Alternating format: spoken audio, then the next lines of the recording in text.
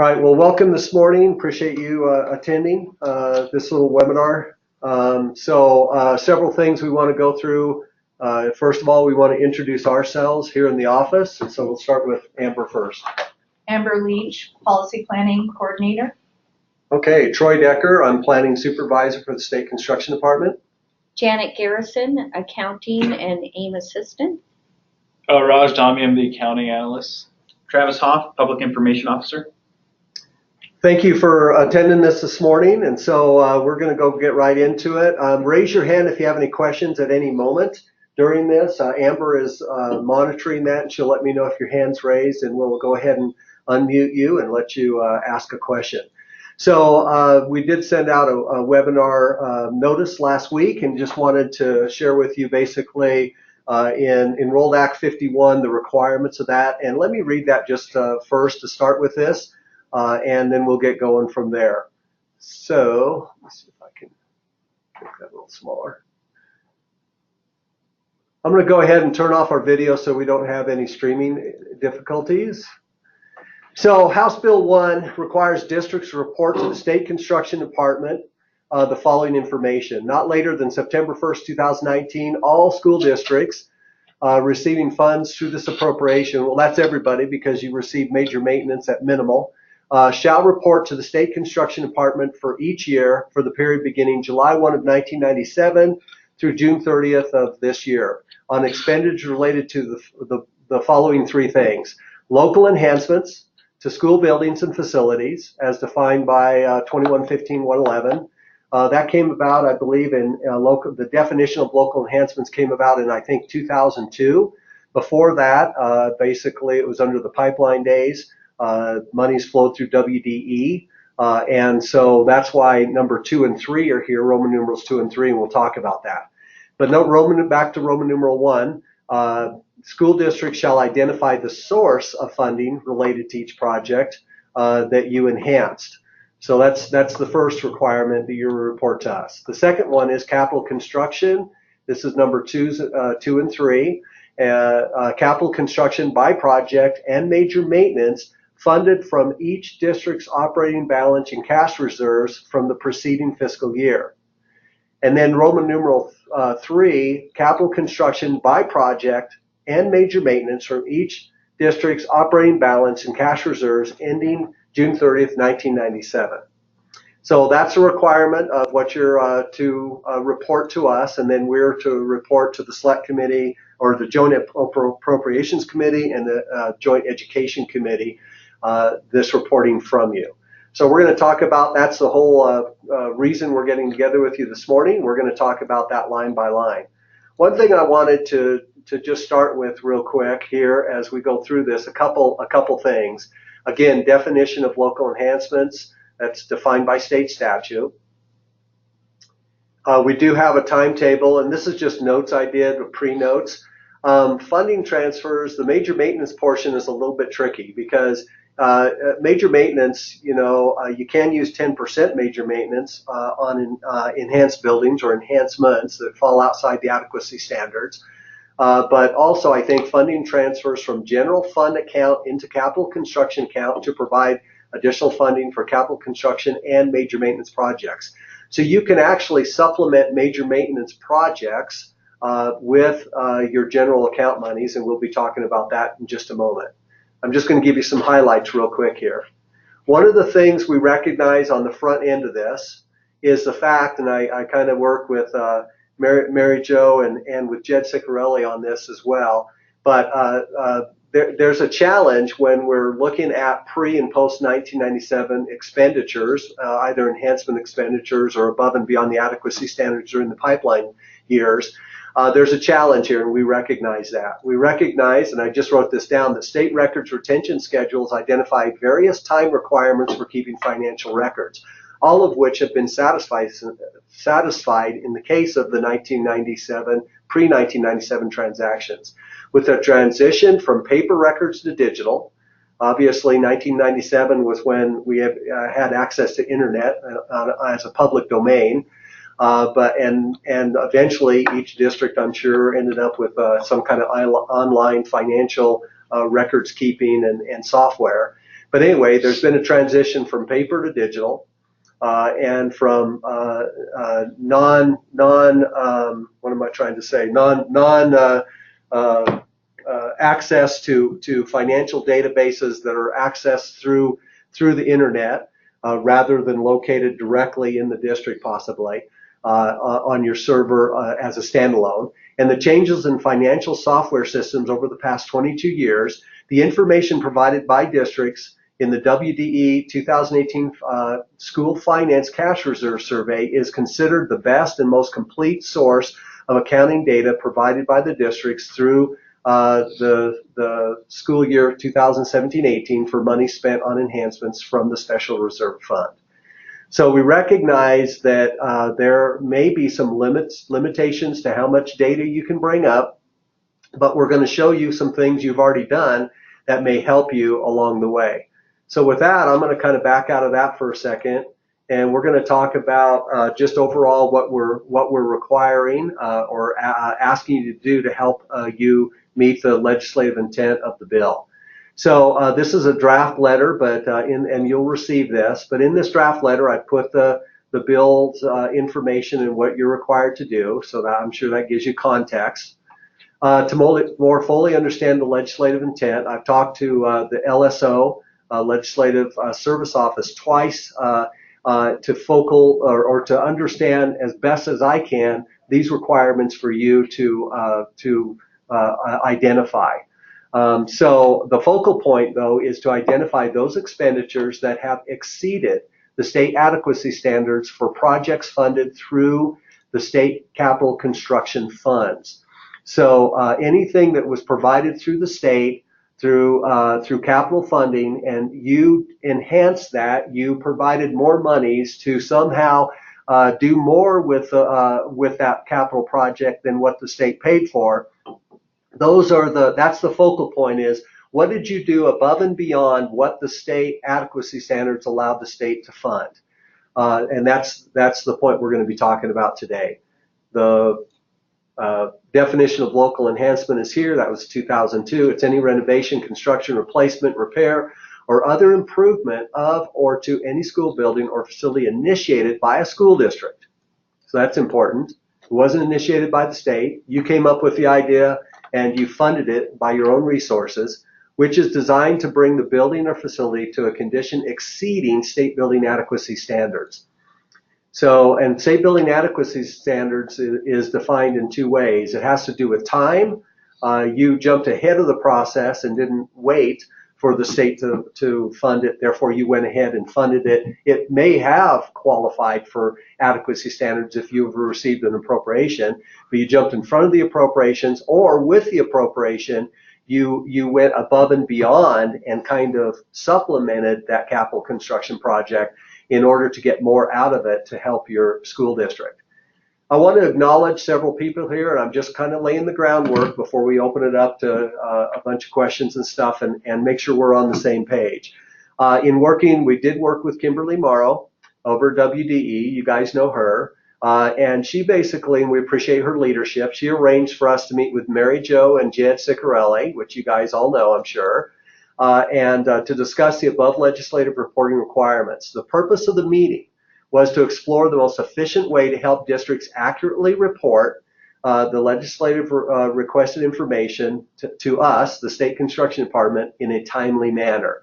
So the two important things we're really trying to focus here is, guys, we want to help you accurately report to the best of your ability what the legislature has asked through this bill. And secondly, we want to do it in such a way that it actually meets the time frame in which they set it to be reported. So those are the two key elements of that. We are going to provide, and we're going to discuss these in just a minute, we're going to provide three resources to you. We're going to provide the local or the enhancement report out of our database.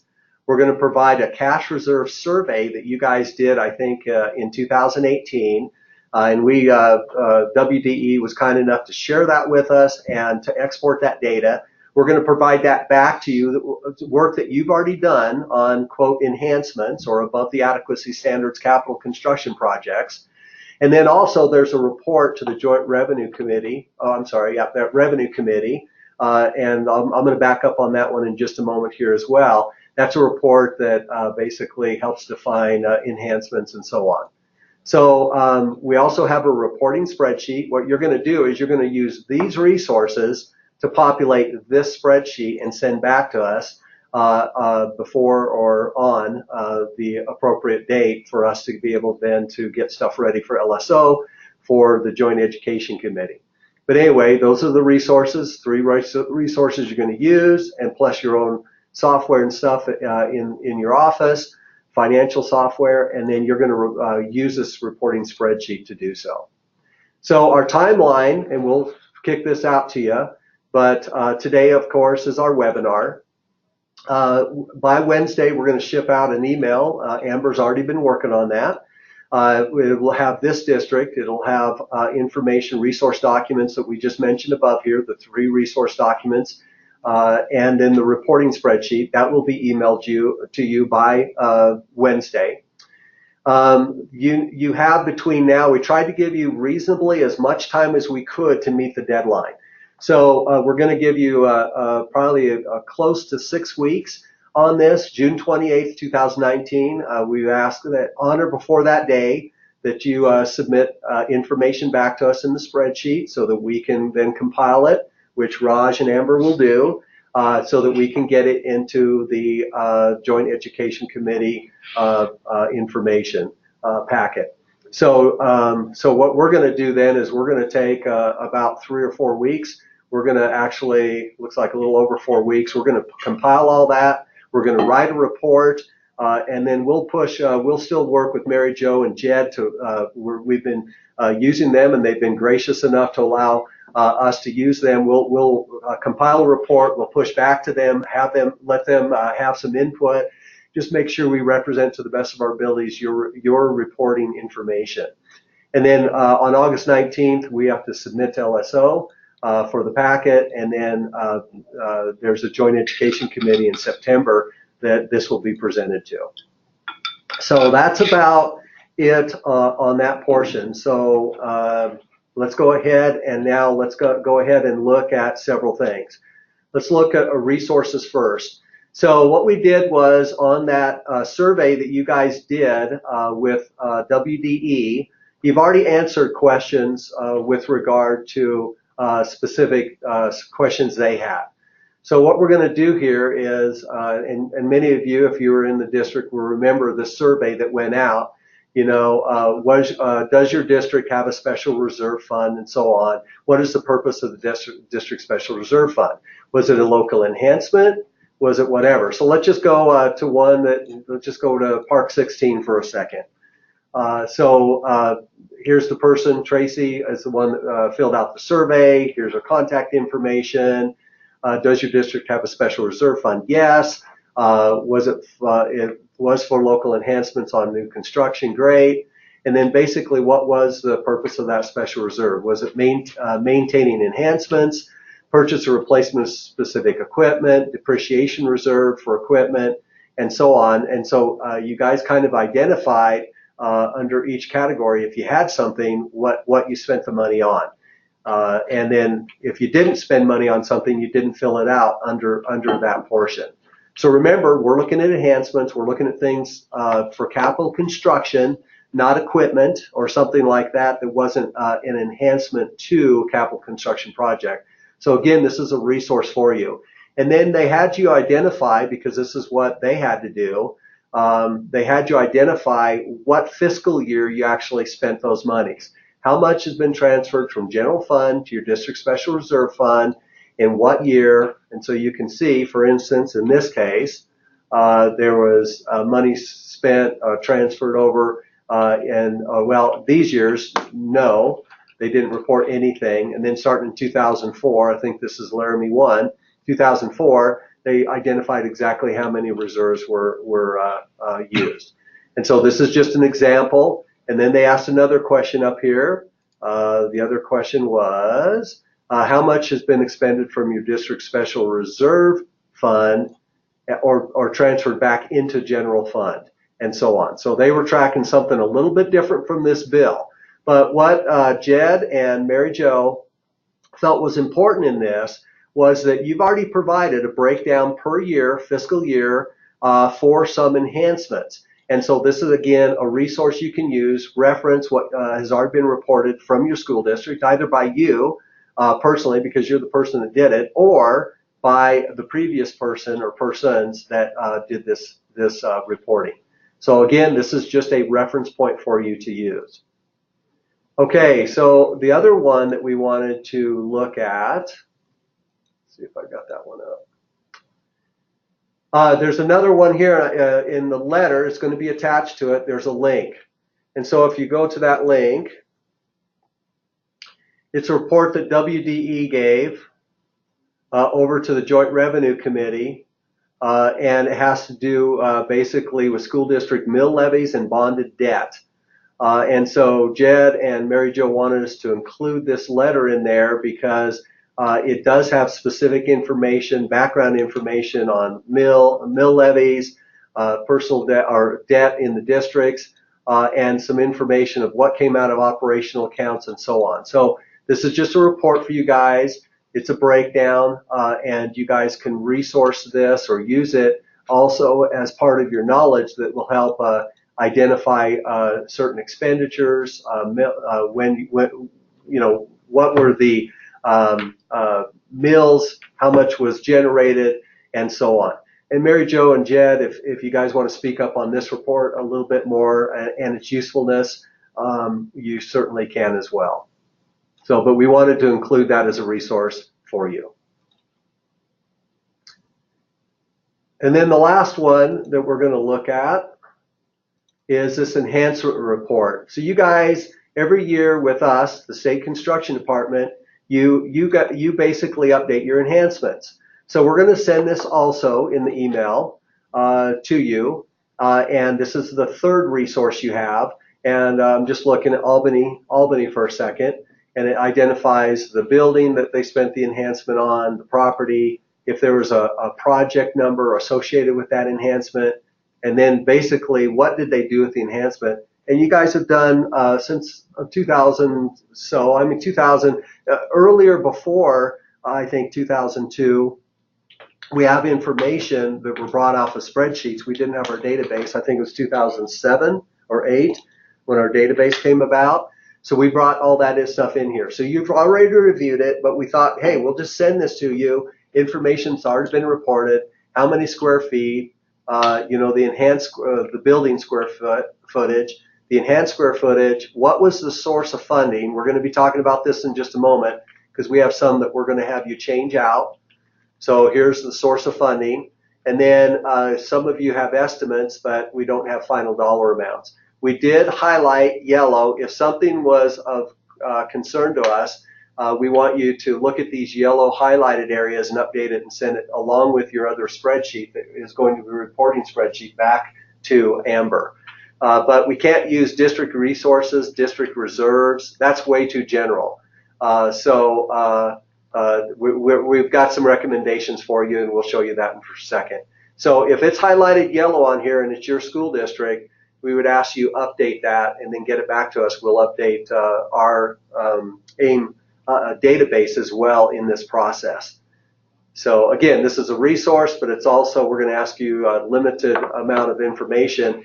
If you guys see, as you start filling out the spreadsheet, we're going to show you in just a moment, if you start filling out and then you see discrepancies of what the information you're uploading into the spreadsheet to be reported to Joint Education Committee, a discrepancy between that and our notes in AIM database, you can go to our website and do the AIM update form and actually fill that form out and report to us if you want something changed in the notes or something like that, and we'll be more than happy to update our database and make it reconcile to the information you're reporting to Joint Education Committee if you come up with more accurate data. So this is not the focal point of our activity, but we want to bring it back in so that we have the best records representing your district. So that is the third resource. So again, we've got three resources: our enhancement report, we've got our cash survey you did through WDE, and then in the letter we've got that report over to the Joint Revenue Committee for you guys to resource for definitions and other clarifications on mill levies and stuff like that. So now what we're going to focus in on, with all of that said, here's the reporting spreadsheet. So this is now, those are the resources. What are you going to do with those resources? And of course, your own financial database, paper records, whatever you have in your office, in your school district, if you still have those records. So what we're going to ask you to do, for instance, let's say that this was Albany County only, and we wouldn't have maybe these other lines. So what you're going to do is you are going to just select your school district. We've got a drop-down menu, Albany 1, great.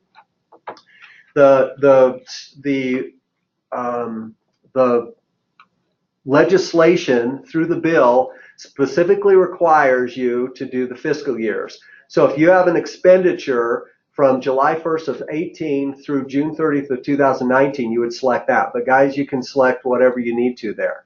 But there's a drop-down menu there, and you're going to be able to select all the school years, as you recall, in this from July 1st of 1997. Here's the first fiscal year, and then each of these are broken down according to what the requirements of the legislation is, clear through June 30th of 2019. So you're going to identify your district, when was the expenditures during the fiscal year, and then all you have to do, this is the easy part, all you have to do is choose your school district, whatever it is. If we're in Albany, let's say it was Vidal Elementary, okay, that will automatically, we just want to know what the AIM building number is, so if you send additional information in, we can attach it to, make sure we make those updates to the correct building if we're going to backtrack and update our database.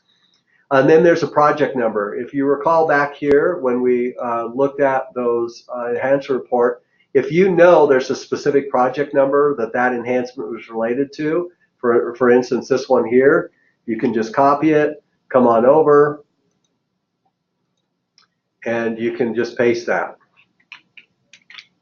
That would help us as well if we update ours. And then the type of construction, we kind of wanted to limit to you, hopefully you guys can see that okay.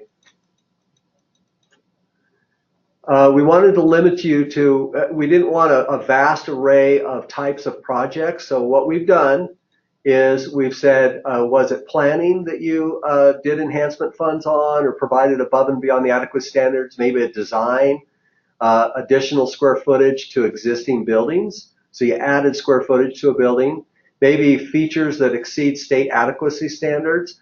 Maybe there wasn't, what you wanted met the adequacy standards in the design standards, but it exceeded the appropriations amount that was in the project. So what you'll do is, if you did that and you wanted to still do something, but it was above and beyond the appropriation amount, and you had to then bring out your own monies out of your account, then you would put that here as it exceeds state adequacy standards, not because it was outside of the design standards, but it was outside of the appropriation in addition to, and you felt it was important enough to keep all the other things you did in the building, but you wanted to bring other monies in to keep the quality of some kind of capital construction project, maybe it's countertops or flooring or something. Maybe you wanted to put wood flooring in an elementary school that isn't part of the adequacy standards, then that would be a feature that exceeded the adequacy standards because it's above and beyond either the definition or allowable things you could do in there or exceeded the amount. If it's a renovation or remodel, you could put that. And then items value engineered out due to cost as well. So I guess that was really what I was trying to explain there, was it just costs. Okay, so I think we're good there. And then we kind of offered a short, and it's going to be a wraparound, but try to be as distinct or short as possible. But project description, if you did a pool, or let's say you did a track and field, and you added two additional, I'll do that, 2 additional lanes to track. Maybe you added a crow's nest, and you put in the lighting, the field lighting, something like that. Pretend like I spelled that right. So you'd put that very short. And then if you have anything, and this was through Jed and Mary Jo's recommendation, for some reason there's something beyond this short description, this is where you can do whatever. If there's something you just have to tell the legislative body, put it here that would help define anything that you wanted to put, whatever it may be. And I don't know what that may be, but we wanted to provide that if necessary for you to use. So again, project description, and probably Amber, why don't we, I think we should put short project description or short or something, but just make sure this is very succinct, very short, and because those legislators are going to be looking at this report and they're going to be going through Albany 1, they're going to say, okay, here's the district, the building, sounds good. We will not have these in here, we'll hide them. Then they'll have type of project. You want to give those, if you're a legislator and receiving this, you want to give them the quickest, most clear understanding of the project possible in column F here. And then if there's anything you want to enumerate on or explain, that's fine. If you feel like it's important, remember this is going to be a public document to a legislative committee. And then here's the other thing we're going to have you do is we're going to try to make this as simple as possible. So the funding source, so we've done a drop-down menu for you. So what we're trying to do is we're trying to, and we did our best to cover every possible scenario for funding source. Was it a bond issue, a building fund, excess bond fund? Maybe there's just right out of the general fund, a grant, impact aid funds, maintenance reserve fund. Major maintenance came out of major maintenance in some way, shape, or form. Major maintenance 10%. Optional mill levy, pre-97. So remember that Roman numeral 3 in that letter up here? This is Roman numeral 3. They're specifically asking, okay, they said operating balance and cash reserves ending June 30th of 1997. What they're saying is, they want you to specifically identify if you use any monies in your pre-97 funds, they want you to identify those funds specifically to them. So that's what this is about here is the pre-97 general fund cash reserves, and then there's pre-97 property. So if there's something, and Jed and Mary Jo, you can clarify if we need to here, but if there's some property that was sold pre-97 and those funds were used, then you could identify it that way. Was it privately funded or was there a rec mill? Was a settlement fund, maybe some kind of settlement fund you got the monies out of, a special building fund, a special purpose sales tax, or I put this one, records no longer exist. So you don't really know what the source of funds were. Maybe that's the case. Maybe it's just impossible. You know you spent X number of dollars in a year. You don't know the source, though, of where that came from. We at least included this to help you. So you're going to choose a source from each one and then a dollar amount. Now, the key to this is if you have multiple sources of funding for the same project, let's say you did these two additional lanes on the track, crow's nest, and the lighting and whatever, and let's say you paid for that in two ways. You did, who knows, let's say you, I don't know, general fund, but you also had out of that maybe a private donation from, someone who's alumni or someone, who knows. Then you'll actually break that down per fund. So your single project may be exactly this, just duplicated.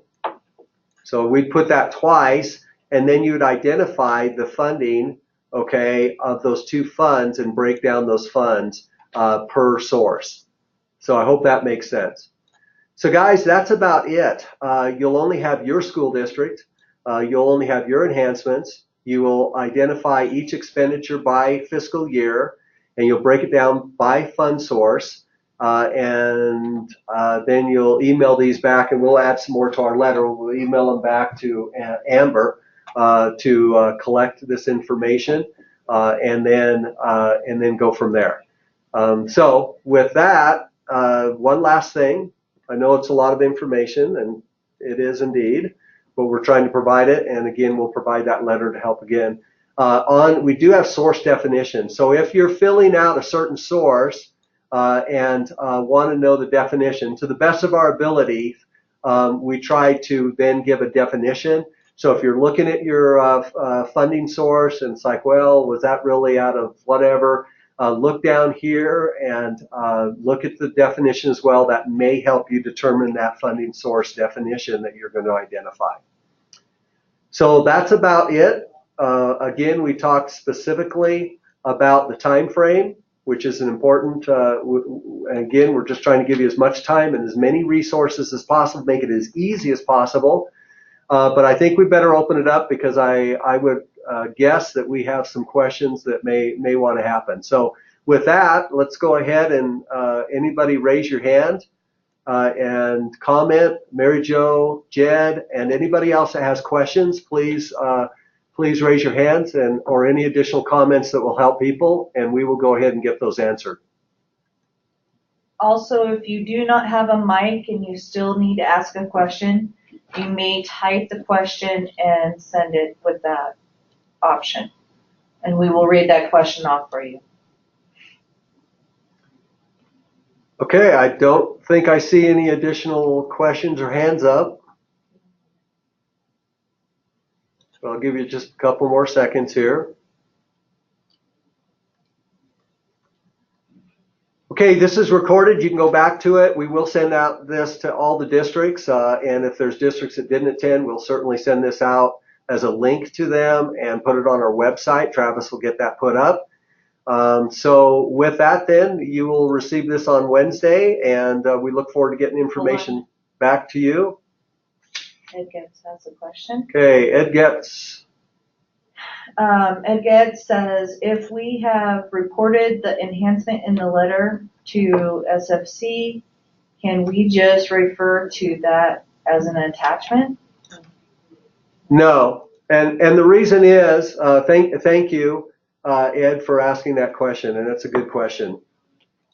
Here's the deal. What we're trying to do is what we recognize that the information in SFC identifies enhancements and total cost of enhancements and some sources for enhancements.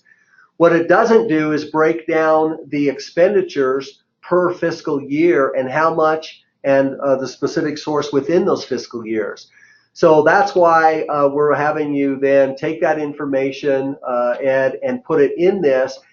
Because there's no way we could do that for you because it hasn't been identified by fiscal year by source. So no, you'll have to go ahead and use this reporting spreadsheet, transfer it over, and again, if you want to copy stuff off that enhancement form that we're providing for you, that would be appropriate as well. But it has to be broken down by fiscal year by source. The other thing that we recognize too, and the reason we chose a spreadsheet instead of a survey or something like that was, when we were looking at that, if we go back over and look at this enhancement report is somewhat long. You can see how long it is in some aspects. Number one is it doesn't answer the specific questions that they asked. Portions of it, yes, but not in whole. The other thing is that this gets very long as well. So the reason we're having you put it in a spreadsheet is because the fact is we're going to have all 48 school districts on a single spreadsheet. We're going to have it as succinct and clear as possible to answer the specific questions that were asked by the legislative body. And then the reason we're doing this too is because our experts here in data, they're going to work on getting this arranged in such a way that is the most, visually it communicates as clearly and concisely as possible to the Joint Education Committee. And so there may be multiple ways we're going to experiment on how we're going to actually put the report together. And that's why we did the spreadsheet like this, so that these guys then can experiment, look at, and we can choose the best type of document to clearly and concisely report back to the legislative body that will help them understand concisely what has been expended during those years. So I hope that answered the question. Good question. Anybody else?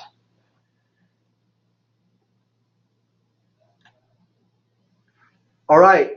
Well, if there are no other questions, we appreciate you attending. Please give us a call. We'll put some contact information on the letter and get it back that you'll send back. And maybe it'll be Raj or Amber, depending on how much workload here is. But we will give you specific information for sending this data back and who it comes out. Probably Amber. And she says that maybe there's one more question. Ryan Kelly's question, are you requesting projects funded by major maintenance dollars on this collection as well? Okay.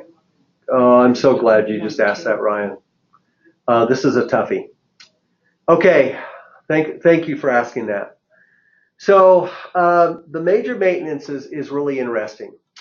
There's two ways to look at for potentially what the legislative body was asking in this bill. I think one of the things it says down here, it doesn't even mention major maintenance above here at all until Roman numerals 2 and 3. And it says capital construction by project and major maintenance funded from each district's operating balance. So, well, major maintenance has its own account. And it is not an operating balance definitional source of funding. So what they're looking for, I think, is a couple things. My understanding, the definition of major maintenance came about in 1998, I think in either March, I think it was March or July 1st of 1998. So with regard to major maintenance, if you had a major maintenance, there's two possible answers to this, Ryan.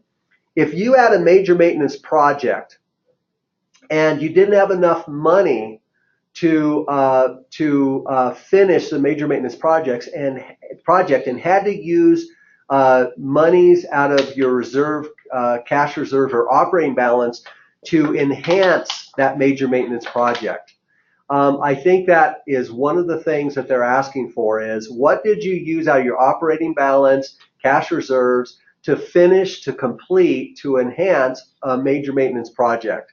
So that's one thing that I believe is identified in this legislation. The other thing is that I think that major maintenance, we were talking to Mary Jo and Jed and stuff, and I think on the pre-97, and they can jump in here, but there were mill levies for taking care of buildings on maintenance and maintaining buildings. And so if you got records back that far, I congratulate you. But if you had monies that were generated through some other process pre-98 that were maintenance funds that were used to enhance a capital project that was funded through the state, then that is also something that you'll want to report to through or to on this spreadsheet. So those are the two possibilities on major maintenance that we see after talking to LSO and working through the legislation. So both of those, but again, the important part is this is not major maintenance out of your major maintenance account. It is operating balance or cash reserves. And let me add a third thing into this. Hope you're writing this down. And that is 10% major maintenance to enhance something that was above and beyond the adequacy standards. So for instance, again, field lighting, those extra lanes. Back in the day, some things were enhanced simply because our guidelines didn't cover like rubberized tracks for the lower, the smaller school districts. So there's three possibilities there. 10% major maintenance can be used as an enhancement above and beyond adequacy standards for crow's nests and bleachers and things that wouldn't be allowed. So that's 10%. Anything out of your operating balance or cash reserves that actually supplemented, enhanced a capital project, but you would define it as some kind of maintenance funds that were used out of that operating cash reserve. And then the other one was, I don't know, those two of the three I gave you. So lost my third one there. Hope that helps. Any other questions? Right now we're in a quick. Okay. Oh, yes, we did. Okay, one more. Lou Beecham, Hey, Lou. have you calculated the additional square footage the district will need to now store CC/MM records forever? Well, good question, and I will go back to my original comments here for just a second. I don't think I still have them on. Let me get them. One of the things that I was going to put into the report, and we've already, I probably went past it. This will go into the report, as far as I know, to the Joint Education Committee and the Joint Appropriations Committee, is the fact that, guys, there is a limitation legally and through state records retention schedules. There's a limitation of resources for duration of you guys keeping records. And so, no, we're not going to fund that.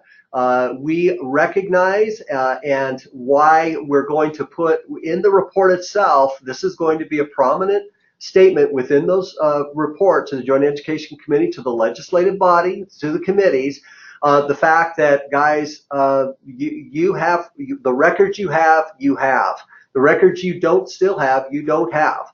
And so that's the way it is. Thankfully, the majority of records now are digital. One would hope. That's what we do in our office. I hardly have anything hard copy anymore. So we're hoping that you're keeping records on a digital format and they're retrievable through some kind of search, through some type of database, and they're protected.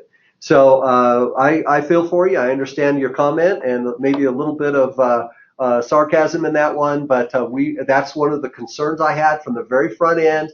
And Mary Jo and Jed really helped us understand the fact, and all of us should understand the fact that these state records retention schedules, you're honoring those. Some of you may have records back as far as the 90s with regard to expenditures, but that's if you do, kudos for you. If you don't, that's why we're going to put this in the report and report in a non-judgmental way, in a professional way. We're going to let the legislative body know that if you're lacking records from back that far and you cannot locate them or cannot identify them, that's acceptable because you are abiding by the state records retention schedules and doing your job.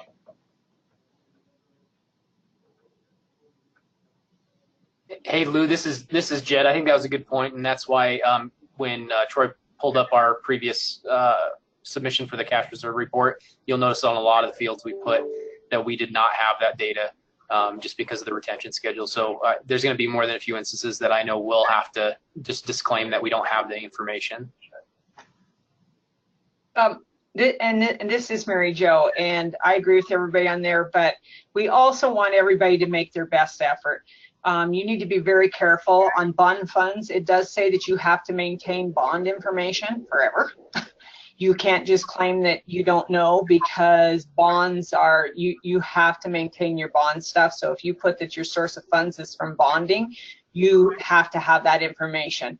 So we just ask everybody to do due diligence and don't use that as an automatic, oh, well, I didn't want to go back and research it, and so I'm just going to put that, because there is information out there on some of those things. Use it as you need to, but make sure that you do due diligence, because we all don't want to get beat up on this either. Mary Jo, that was a really good comment. Thank you. And the fact is, and I agree with you, guys, we don't want to come back and do this again. So we should do the best we can do in order to satisfy the legislative intent of the request and report as accurate as possible. Mary Jo, I think last week we had talked, and you had also talked about sometimes there may be a limitation of let's say we had an enhancement project and it had multiple years of expenditures, but perhaps you don't have exactly all of the fiscal information per year leading up to the final expenditure. And then if not, then you would report it all on a single year. because you know what the final amount was at the end of that whatever fiscal year the project finished, but you may not necessarily have known what those year-to-year expenditures were. Could you kind of talk about that one just a little bit? We're not trying to shortchange the information, but at the same time, we're trying to be realistic. I guess what we talked about was the fact that on some projects they may be three-year projects, and it isn't that maybe you don't have that information, but as you pulled those reports for those others, again, you know, it may fall over that where you know it's over the retention schedule or something like that, but you know what the final cost is. We did ask for that if you at least put the final cost in there, it might be in whatever year that you completed the project. So for instance, on a bond fund at Powell High School, we actually spent that out over 3 different fiscal years. I was just going to put it in at the end of when it was completed, and this is what we spent at that point in time. So I don't know that it's an issue. You know, we talked about that, and we said, you know, if districts do that, the main thing is that you're capturing what the total dollar amount was on that, because rather than having to go every year and saying, well, I did this much out of my bond fund this year, and I had 5 different things I paid for that year. If you can, you know, concisely put that all in a final. So maybe I finished Powell High School in 2008. We moved in, and our final expenditures out of the bond for our enhancement was in 2009, and it was, you know, $5 million or whatever it was. Then, you know, you can capture it that way as well. So the main thing is, though, is make sure you get that in there. Okay. Thank you, Jed and Mary Jo. Really appreciate your help on all this. All right. Well, with that, if there are no more questions, we're going to go ahead and end this. Thank you for joining us, and we'll get this out no later than Wednesday to each of you, and look forward to receiving those that information back from you. And as you go, if you do get this done as you go, we'd appreciate you filtering it back through us so that if we have any questions, we can clarify those questions and make sure that we've got quality data. So with that, we're going to go ahead and end the webinar, and thank you so much for joining us this morning.